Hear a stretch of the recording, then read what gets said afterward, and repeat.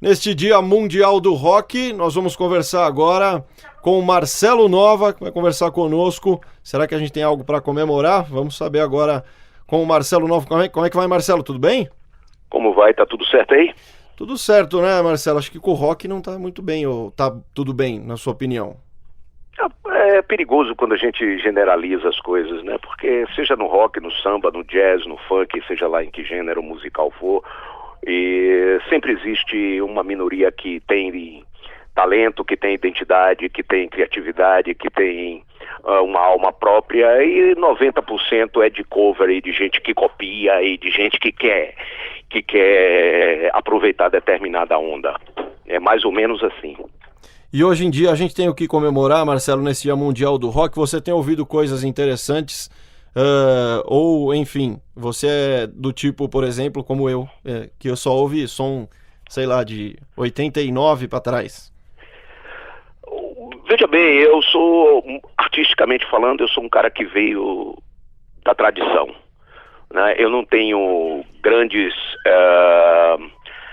interesses em estar conectado com o que há de mais novo e o que há de mais moderno, porque necessariamente isso não significa nada.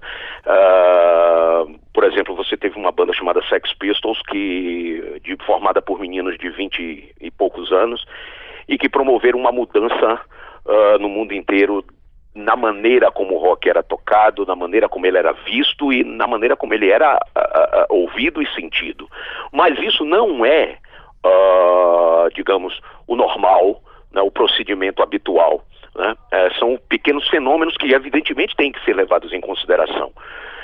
Porém, como nem todo mundo nasce gênio como Bob Dylan, que aos 23 anos já escrevia canções como Mr. Tambourine Man, a maioria de nós que nos dedicamos a esse tipo de trabalho, nós vamos melhorando, ou pelo menos tendo a possibilidade de melhorar com o passar do tempo, né? Nós vamos talhando o nosso ofício, vamos vendo onde é que nós somos bons, onde é que não somos tão bons, e a tendência é que você vá melhorando, assim como um dentista ou como um arquiteto, você vai melhorando com o passar do tempo no seu trabalho, porque você vai adquirindo mais experiência e você vai conhecendo melhor aquele caminho que você está trilhando.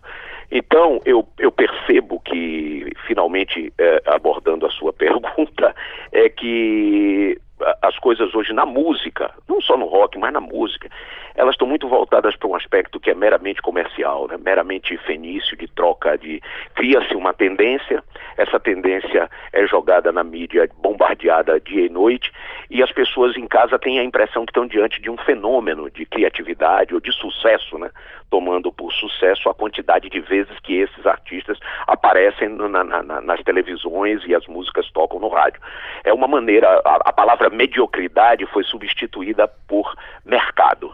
Então, você hoje tem milhões de pessoas ouvindo milhares de artistas que não têm absolutamente nada a dizer, né, que veem a arte apenas como uma maneira de manter status, de manter o seu padrão de vida, o seu padrão socioeconômico, e isso não é uma característica nossa brasileira, isso está espalhado pelo mundo inteiro. Eu me arrisco até a lhe dizer que 90% da música popular que se faz hoje no mundo, 90% dela é uma porcaria, incluindo bandas brasileiras, inglesas, americanas, japonesas e o que você quiser. Marcelo, inclusive, até como a gente está em época de Copa do Mundo, se fala muito em que os jogadores estão chegando cada vez mais cedo, né? Hoje, moleque com 16 anos já jogando em time profissional. Não sei, no rock eu tenho notado mais ou menos um fenômeno parecido, né? Hoje as bandas, a molecada acabou, nem terminou a escola e já tá tocando aí para 15 mil pessoas.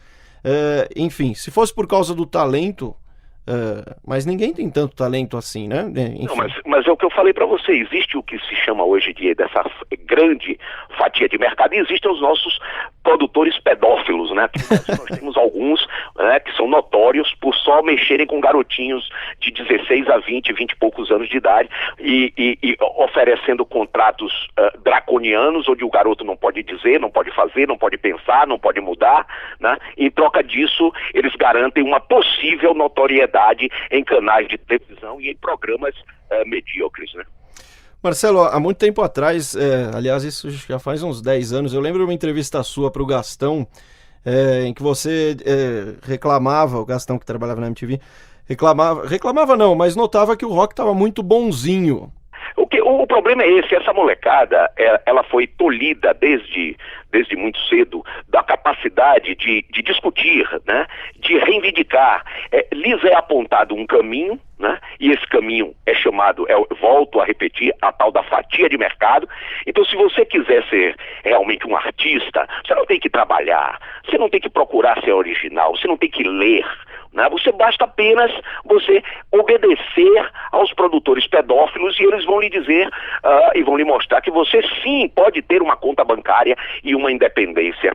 Isso está generalizado. Evidentemente que tem as exceções, né? Tem algo nesse momento agora que nós estamos conversando aqui, tem um moleque que está ouvindo isso aí, que a gente está conversando, e está dizendo, porra, é exatamente isso que eu penso, e eu não vou fazer dessa forma. Mas ele sabe que ele tem um preço a pagar. O problema é que as pessoas, de um modo geral, que estão conectadas e ligadas à arte hoje, elas não querem pagar preço de nada. Eu tô com 30 anos de carreira fazendo o que eu faço. Eu comecei minha carreira em 1980, nós estamos em 2010.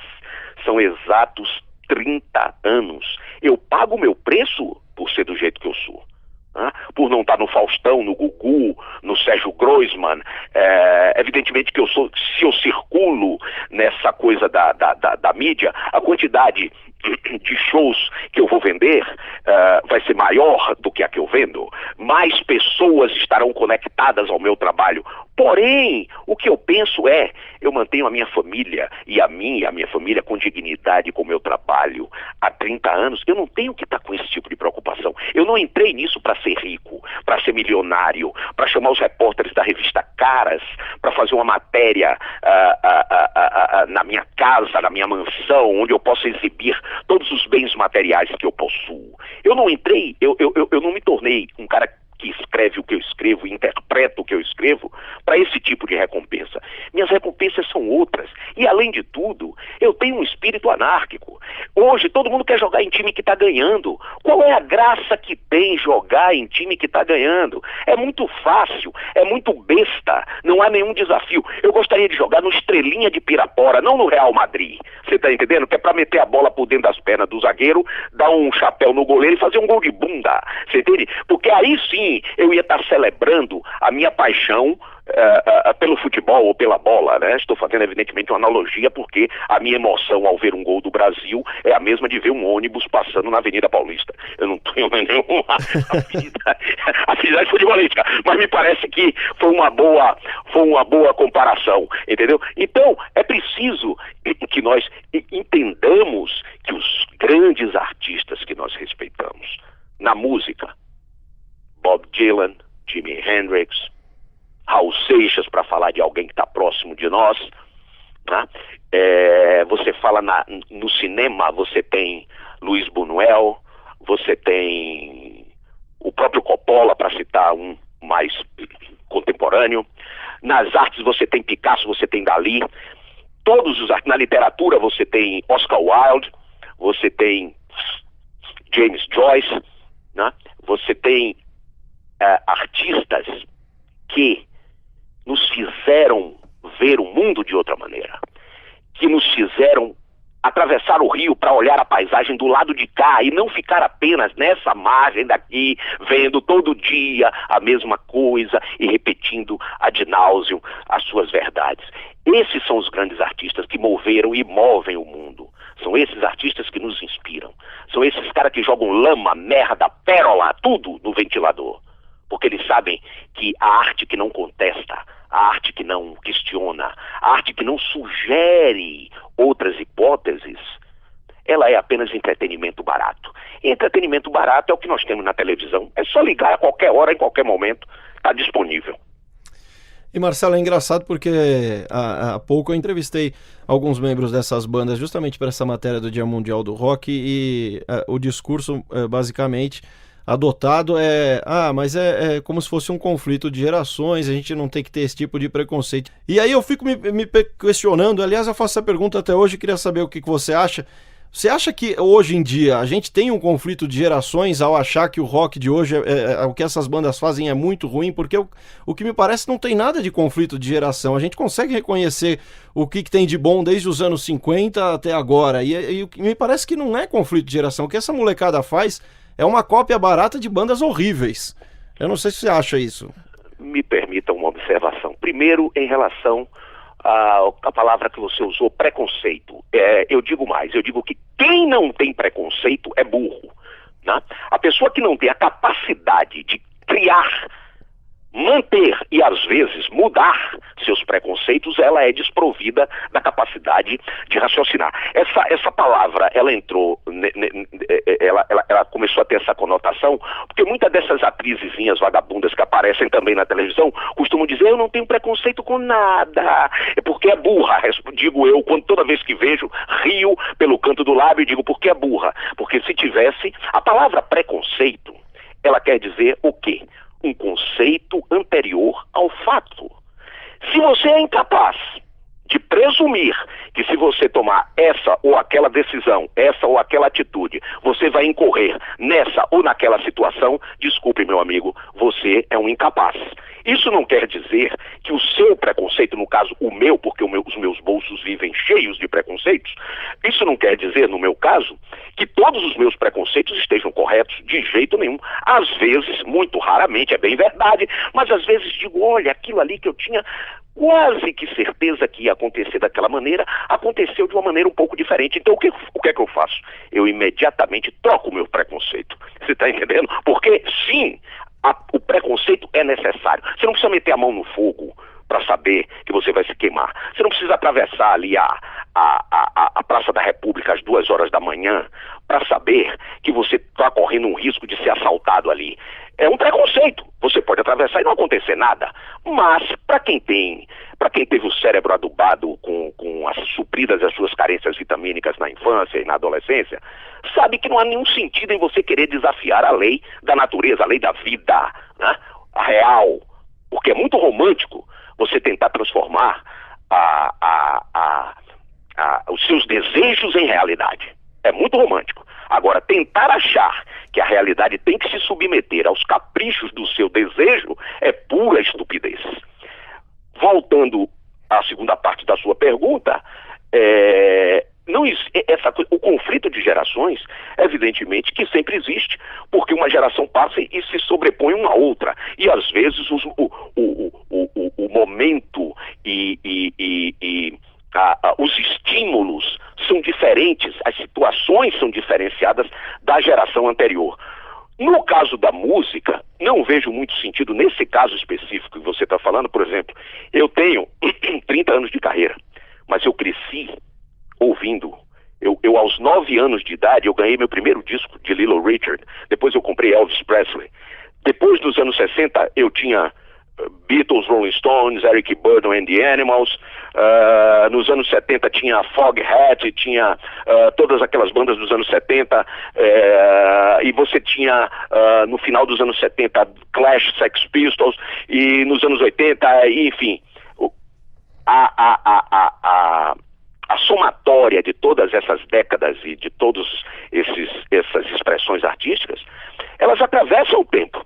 Não é como dizer: o som dos anos tal era ruim, ou o som dos anos aquilo. Não dá para você classificar, porque até nos anos 60, onde a explosão musical foi maior do que em todas as outras décadas, no sentido da criatividade e da manutenção e criação de um estilo, até ali tinha muita porcaria também, entendeu? Eu tinha muita porcaria. Agora, evidentemente que hoje, quando você está diante de uma situação que essa molecadinha que está aí, né? E claro, volto a dizer, sei que existem as exceções e sei que ainda tem uns moleques enjoados por aí, e não esses meninos que dá vontade de você pegar o chinelo e bater no bumbum. Não dá nem vontade de dar uns tapão porque não aguenta, são tão bunda moles que não aguenta, né? Dá vontade só de puxar a orelha e dar 2 chineladas e mandar para casa: vai tomar seu danoninho, ô seu bundão. Mas tem a molecada que saca, e tem essa molecadinha conformista, entendeu? Essa molecadinha que está na verdade, tomando por parâmetro o que eles veem na televisão. A televisão tornou-se um universo para a maioria das pessoas. As pessoas trabalham e voltam para casa, quer dizer, trabalham na maioria das vezes em empregos e profissões que não gostariam de estar, se consideram mal remuneradas, quase todas elas, e quando voltam para casa, se entregam à televisão. A televisão vira uma alternativa de estilo, de imagem, de sonoridade, e é na TV que eles aprendem o que é sucesso. Vendo esses programas que estão espalhados por aí, né? De apresentadores e apresentadoras tentando incutir charme na mulher jaca, pera, uva, e para você comer essas mulheres você tem que ser bem sucedido, né? Mulheres que mais parecem afeitas a motoristas de caminhão, né? Eu jamais perderia meu tempo eu prefiro comer frutas na minha rede, em particular, você está entendendo? Mas isso é uma preferência minha, nós estamos analisando o outro lado da questão.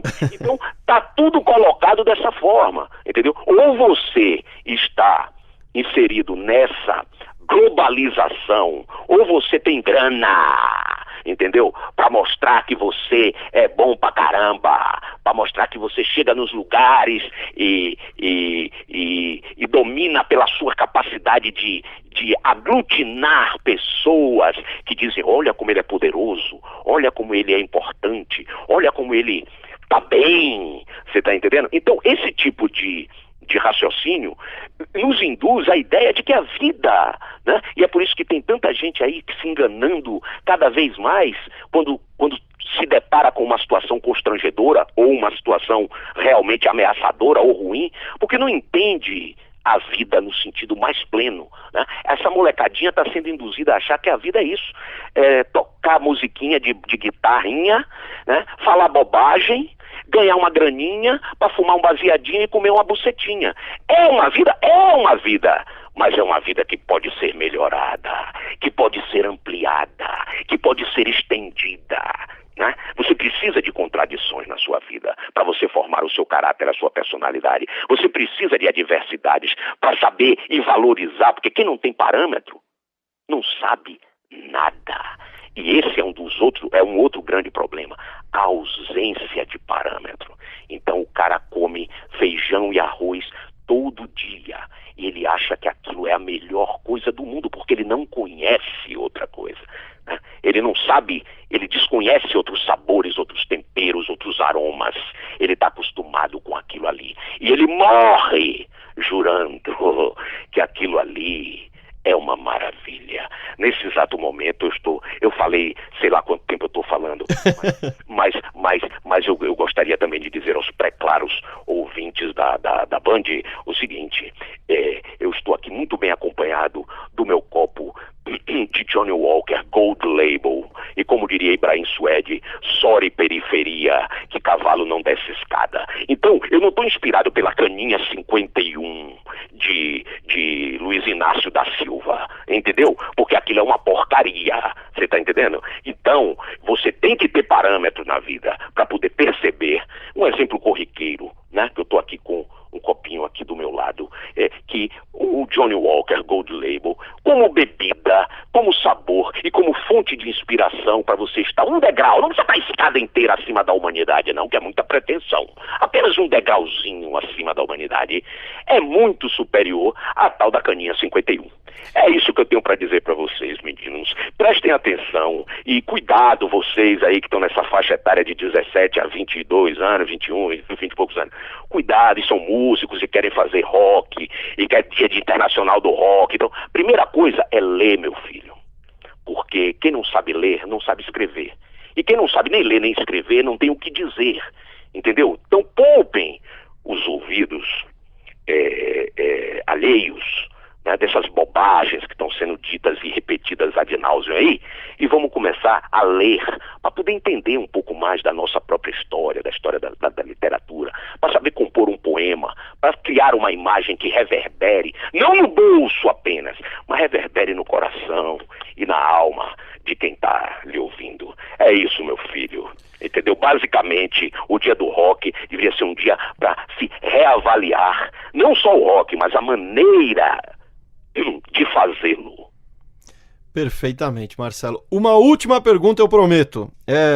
Você citou vários artistas aí, artistas que tiveram impacto não só musical, mas comportamental e também mudaram as coisas, não só na parte musical, mas em vários setores da sociedade. Elvis, Chuck Berry, Little Richard, Beatles, Sex Pistols, Ramones, Clash, enfim.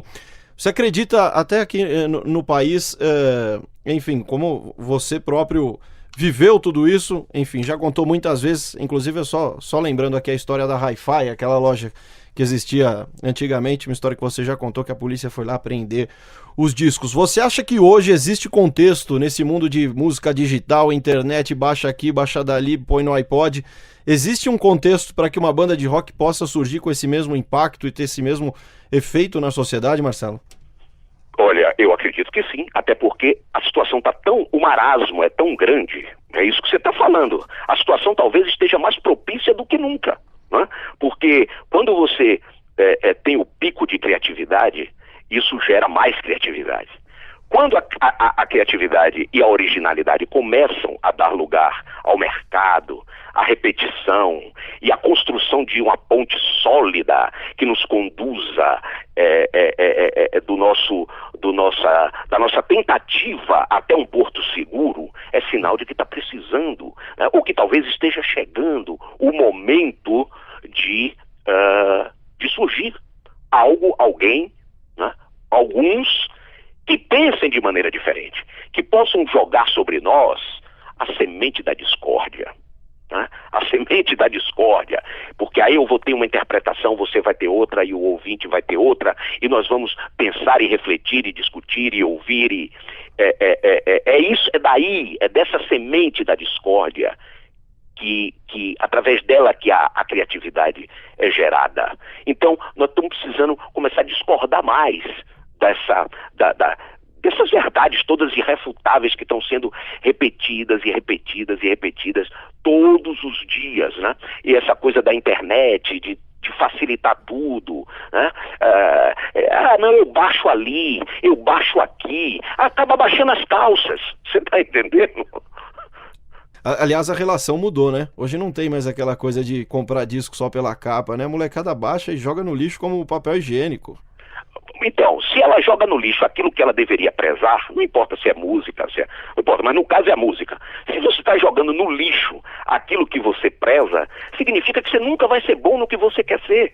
Porque você não tem afeto, você não tem paixão, você não tem fogo, você não tem desejo de percorrer esse caminho misterioso que nos conduz ao final da estação, né? Aí sim, vai nos conduzir a todos. Até lá, o que vale é quem aprecia melhor a viagem. Palavras sábias de Marcelo Nova nesse Dia Mundial do Rock aqui na Band News FM. Marcelo, obrigado pelas longas palavras, eu diria, prolíficas de Marcelo Nova aqui na Band News FM. Obrigado pela entrevista, Marcelo, por tomar seu tempo aí. Um abraço e parabéns, né? No Dia Mundial do Rock para você também. Obrigado a você e um abraço também.